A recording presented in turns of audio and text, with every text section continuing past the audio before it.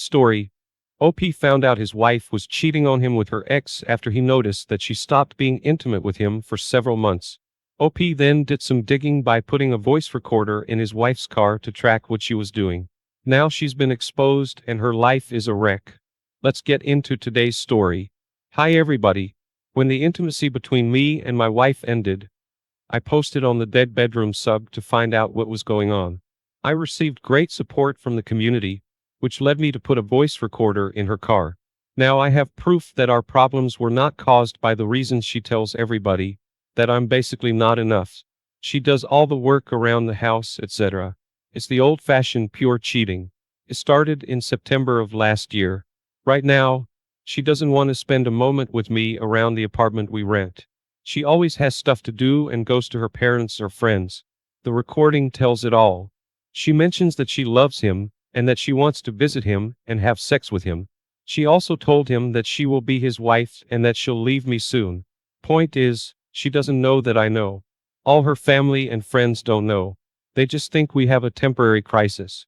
She is one of 3 sisters, Catholic, and goes to church every Sunday. We live in a small town, about 20,000 people.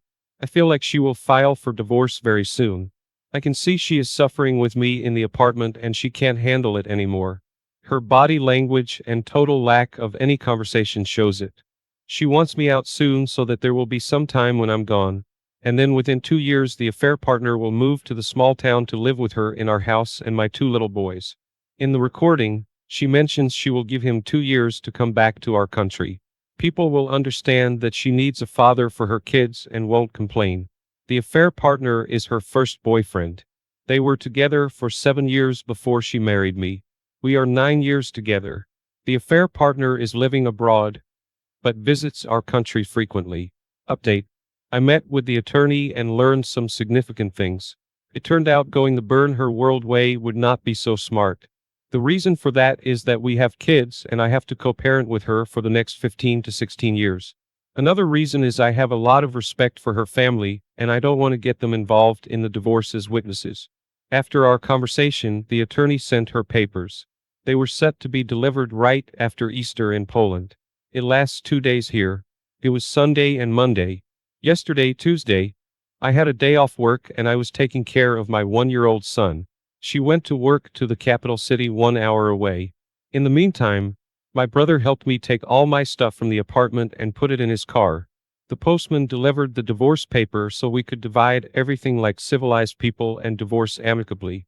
The paper states that she is in a relationship with this guy, first and last name, and it's the reason the divorce will happen. The evidence I have will serve as leverage when establishing child support, etc.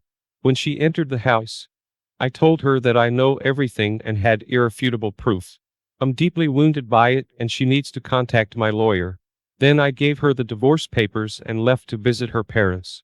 Of course, she started asking what I know and denied everything. Her parents were in shock, but believed me. I recorded it all just like my attorney ordered me to do. It started with my questions if they think I'm a good caring husband and father. They approved and now she can't use them as witnesses against me in court. Like I said, they believed me and understood it's a horrible thing she's done, and she destroyed everyone's life. I thanked them for understanding and went to the capital city. In the meantime, I called one friend and he took care of distributing the news to her friends. 2 hours later, my brother-in-law called me and informed me that she admitted she's been cheating on me with the affair partner. But she didn't admit to actually having sex with him. He informed me that everybody is on my side and she destroyed our family. He told me her sister visited my soon-to-be ex-wife and told her how evil she is. But in the end, he told me that everything can be saved, that he also cheated on his wife. She forgave him and now they're very happy. Then her father called and also admitted that it's completely her fault and she doesn't realize what she's done.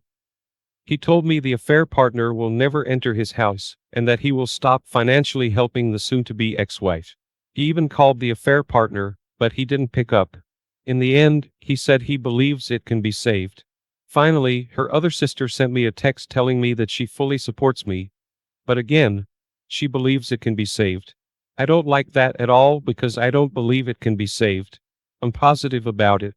I'm afraid they will cling to the fact that I don't have some sort of sex tape of them and my reasons are not enough to leave her. I have recordings of her saying sexual things to her affair partner. Here's another update. Many of you told me that now that the papers have been served, she is going to start crawling back in order to save her face in front of the family and to get me back because she needs a lot of help with our two little boys. Well, it happened. She started writing to me on the Messenger app. All of the messages were a variation of, I can't imagine my life without you. I love you and only you. We're waiting for you and love you very, very much. And that is it. It's been 5 weeks and she hasn't called me once and hasn't visited me once. She had many occasions literally driving by my parents' house where I currently reside. Only messenger text so far. Her family has started to communicate with me much more frequently. Her father called me twice. Her mother sent me a dozen texts with some links to Christian pages where they teach about forgiveness. Her one sister texted me and told me she's very sorry, and it's all because my wife has been possessed by some evil spirit.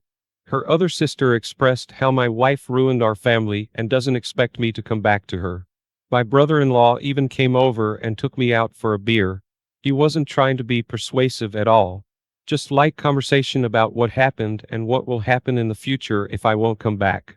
Basically, all of these talks were like, we can't believe she did what she did. We would like you to come back to her, but we understand if you won't do it. However, the day arrived when I made up my mind and my lawyer told her lawyer that I decided that I'm not able to forgive her infidelity and I want a divorce. My lawyer presented my terms of the divorce and now we're waiting for her lawyer's response. While I'm waiting for their answer, her sister started blaming me and literally told me that I'm going to kill this marriage. She stated very clearly that it was my wife who started all this by being very selfish, but right now she is very sorry. She's crying and wishing she could turn back time. Now it is me who is selfish and who will kill the marriage by divorcing her. It is on me now because I could cancel the divorce and just come back to my kids. She told me I wouldn't need to come back for my wife's sake, but rather for my kids. She also told me that I'm full of anger and that it will just evolve over time and then said I should just suck it up and continue living with my wife. Seems like they now have this kind of narrative in which I'm the bad guy who is abandoning my kids. I was thinking to destroy this argument by presenting my terms of getting back together, which she won't agree on most likely. I don't love her, but I would do it for the kids because I love them immensely. No marriage, just partnership, separate finances.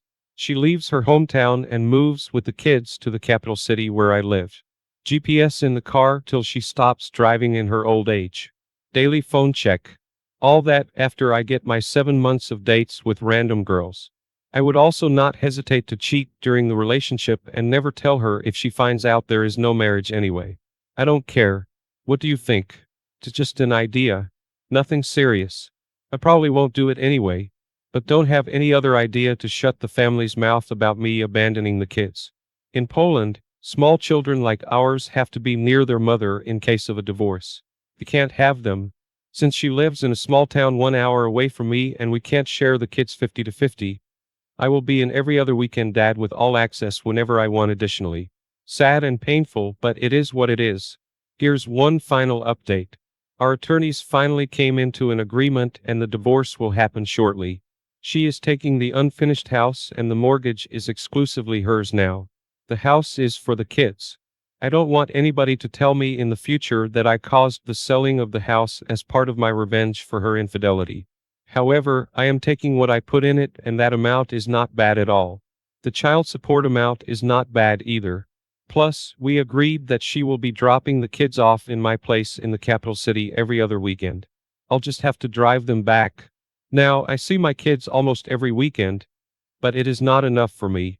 Causes me so much pain that I can't handle it sometimes. I just can't allow for my 1 and 3-year-old boys to live without a father because of a woman who can't behave. I just wish I could have them. But that's not possible because of the law in Poland. I will have to start driving there in the middle of the week or something to survive. As for her, she keeps messaging me that she loves me, wishes she could turn back time and that she is suffering because of her deeds every day. She softened to a point when she even told me that she no longer thinks checking her phone would be treating her like garbage. She told me we could move out of the small town to the capital city. She agreed to tell me everything about the affair, Every detail of it, if I'll take her back. She came to my parents and apologized. Something must have changed. Somebody must have told her something. She's willing to do everything now and actually showing some remorse. Last time she messaged me this. Thank you for not selling the house and ending it with me amicably. Agreeing to our terms also means accepting the divorce. I will have to agree in court, but let me just tell you that it will not be true. I don't want this divorce and love you very much. I know you don't believe it and I understand it, but I want you to know that I hope I will have a chance to prove my love to you one day. I love you and I'm sorry for everything. There are no words to express how I regret all this. Things like that sway me and don't help me with the healing process. I would be a liar if I told you her words don't affect me. The vision of my boys growing up in the capital city instead of the small town is tempting. I really believe she has a hard time alone with two small boys. But she did what she did. She cheated and ruined it all. I thought it was going to be better with time, but the wound heals very slowly. You gave me a ton of reassurance that I'm doing the right thing and I know I am, even though it's hard. OP, here are my thoughts on the situation. I think where you need to go from here is to figure out why your wife is so remorseful all of a sudden. My guess is that she was deep in the fog affair, and now that she's realized all the damage she's caused, she is now pleading for mercy. Don't fall for the trap, OP.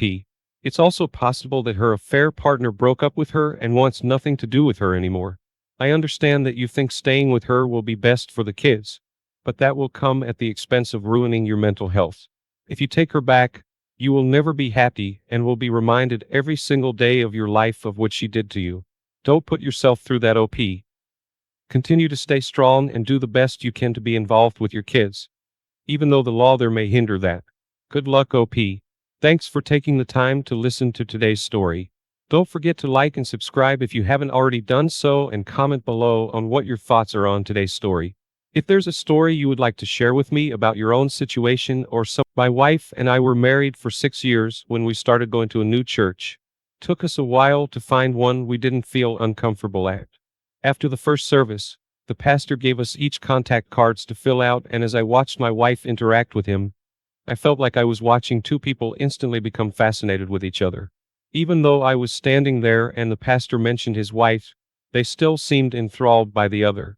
I finally broke up the conversation by reminding my wife I had to get home to watch the Eagles play. During the game, I noticed her texting someone a lot. That was the first sign. That night, I finally asked who she was messaging, and she said it was a woman from church that she exchanged numbers with while I was getting coffee. I did remember her talking to a woman while I poured myself coffee, so I believed her lie. But that night, she wasn't very eager to have sex, and her phone kept buzzing as we did it. The next few days, there was no sex or phone buzzing. I glanced at her screen and noticed a little moon symbol in the corner, so I knew she put her phone on silent. I saw a text from a woman's name, but it didn't make sense, and at the time, I didn't think she was doing anything more than texting a new friend too much. Well, she refused to talk about why she didn't want to have sex anymore, and I didn't face her one bit. She was always holding her phone, even as she made dinner or laid in bed. She started picking fights with me when I'd ask her to put the phone down, which seemed to give her more of a reason to ignore me and stay on her phone, since according to her, we weren't getting along anymore. She told me she was signing up for a night class at the church every Thursday. This was when we hadn't done anything together for a month and a half, so I was angry and irritable. I asked if I could go with her, and she said it was a women's only thing. I started to wonder if she was starting an affair with a woman, but I did remember her interaction with the pastor on the same day her phone started buzzing. So I followed her on the first night. I knew her going anywhere without me after all our abstinence was a really bad sign. She actually drove to the church, so I drove past the entrance, feeling a little delusional. But when I turned around and drove by again, I noticed there were only 2 cars in the parking lot. I entered the parking lot and parked far away. I didn't know what was going on, but I was about to find out. The side door where the cars were parked was unlocked. I went inside, and all I had to do was follow the sounds. I started recording with my phone and shaky hands. My heart was going crazy because I knew my wife was here, and I was hearing sounds I'd never hear in a church ever again.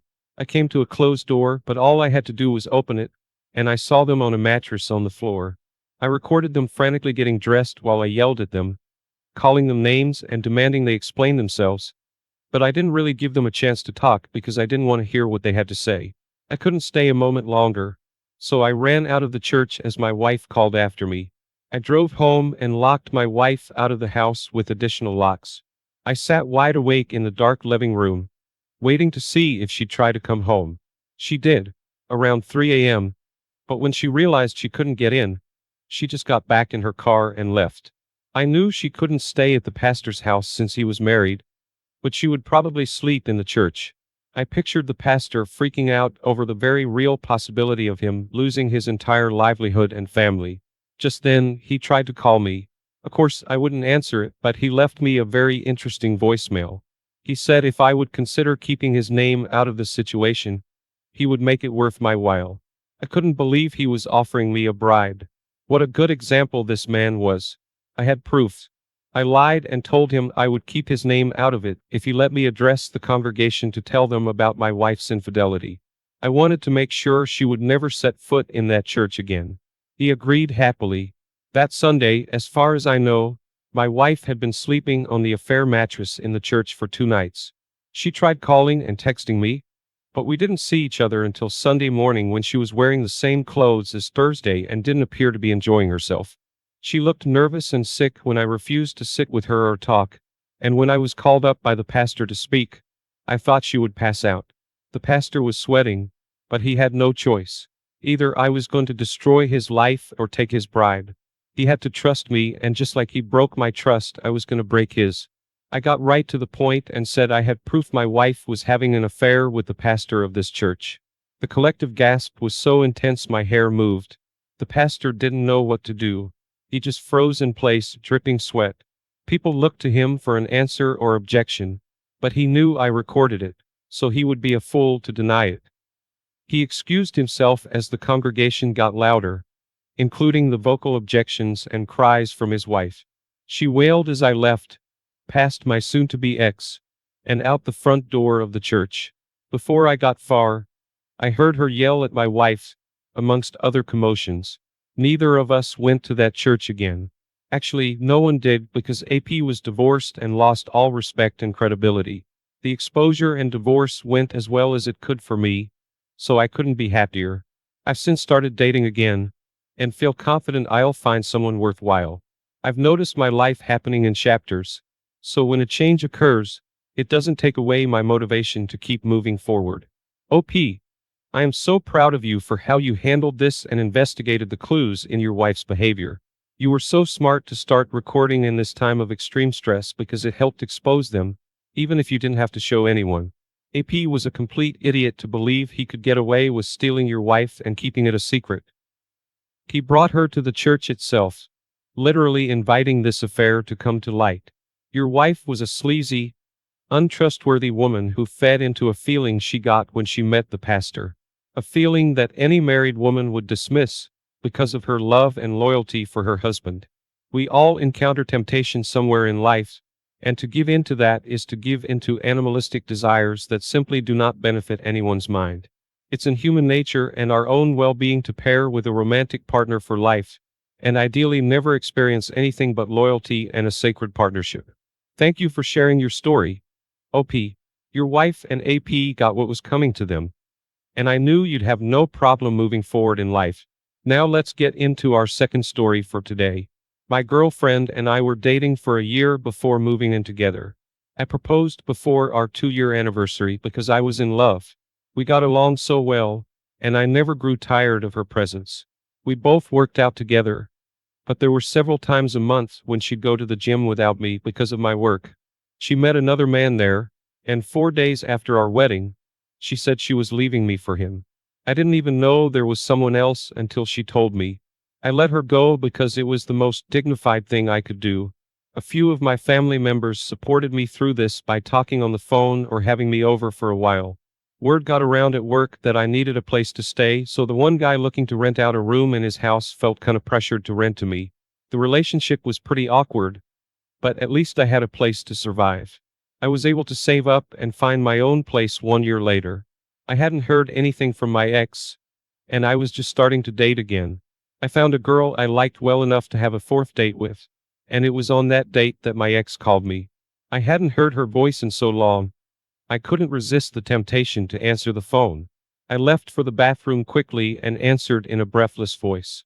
She was crying, and just like in all the dreams I had about her, she asked me to take her back now. I couldn't believe it was happening just like I expected it would. She said she found out AP was cheating on her, but even before that, she regretted her decision to give up her marriage. It was the most foolish and impulsive thing she could have done for a man she met at the gym. I told her I'd call her later, but I wasn't sure if I would. I rejoined my date and felt weird the whole time. I just knew my ex wasn't gonna drop out of my life now that she wanted me back. I never told her family or friends what she did to me. It was like the consequences of her breaking my heart never happened. It was up to me now to take her back or not, and I relished the chance to tell her no. I called her back later that night and told her she could take a hike, because her betrayal really got to me, and I would be a fool to let her do it to me again. She freaked out and said she really needed a place to stay, but I stood my ground until I just hung up on her. Her apologies and sweet voice didn't sway me, and I slept soundly. Then I heard a commotion in my living room at 2:30 a.m. It was my ex climbing through the open window. I thought I was dreaming. I asked her what the hell she thought she was doing, and she laughed a little. She looked at me with puppy dog eyes and said she needed me, now more than ever, to forgive her so we could start over new. She said she could really show me the life we intended to have when we got married. She admitted she was a foolish woman that didn't deserve me based on her record, but she was asking to be given the chance to repay me for forgiving her now. I burst out laughing in her face. I pointed at her and said she deserved every bit of what she had coming to her. I promised her my life, and she mocked me for it by divorcing me 4 days later. She would never get another chance or help from me, and if I could have it my way, she wouldn't get anyone else's help. She was in disbelief that I was being so cruel to her. She never got to see this side of me. She started sobbing and told me if I didn't let her move back in, she would be homeless with nowhere to go because AP kicked her out. Out of curiosity, I asked why, and she said it was because he conceived a baby with another woman, so he kicked her out to let them move in. I just laughed and told her she deserved this, and if she didn't get out of my place and face her consequences, I'd call the police. She proceeded to cry, standing or sitting in my front yard until around 7:30 a.m. when neighbors started coming out and going to work. They looked at her funny enough to scare her away. Without AP, she tried to return to her family in her greatest time of need. It worked for about 1 week, but then I made my round of delayed phone calls. I told each of her family members what ended our marriage so suddenly, and updated them on the recent situation she found herself in. I asked them to discourage her from trying to get in contact with me or anyone else until she took some time to find herself. Well, my calls worked like a charm, and her family responded either by refusing to help her or keeping tabs on her like a nosy parent. She didn't have financial assistance or trust, which is the least she had coming. She was also forced to experience the heartbreak she was so willing to dish out. OP, I am so sorry your wife left you for a stranger at the gym. I admire your strength and perseverance to go on living your life. It's so good to hear that she finally had to endure the same pain and betrayal she gave you. Honestly, what could she expect, knowing she left you for this man?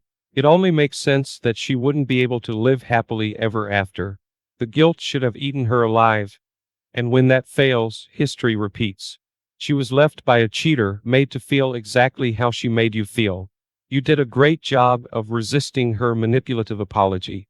Always put yourself and the future you see for yourself ahead of anyone else. And remember that any successful and healthy relationship has consistently open communication about any and all feelings. It's the only way to maintain happiness and love. Remember to receive any criticism or requests with an open heart while maintaining your own boundaries of self-respect. Thank you all for taking the time to listen to today's stories. If you enjoyed